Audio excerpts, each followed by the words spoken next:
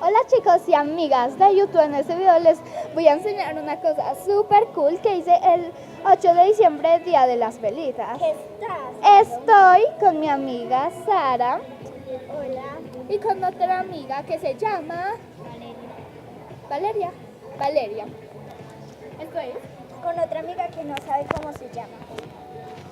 Y bueno, vamos a hacer la demostración. Esa es la cosita que le sale a las velitas, ¿cierto? La parafina.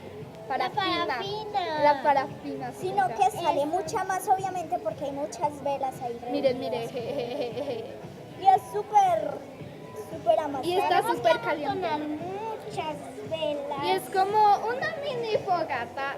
Sí. Pero muchas velas se están apagando. Sí, así que hay que prenderlas. Y bueno, es como un video cortico porque... Sí, solamente queríamos y mostrarles. miren. Y por favor, Wow. tengan mucho cuidado y no se lo recuerden. Ah, sí, no lo intenten en casa. Esto lo intentamos porque Sí. porque así funciona y punto. Pero no lo intenten, pues, si lo quieren Si se intentar, quema, no nos hacemos... inténtenlo en la calle. No, miren. No, miren, si se quema no nos ocupamos del hospital ni de los daños que hayan ocasionado, ¿ok? Adiós. Pero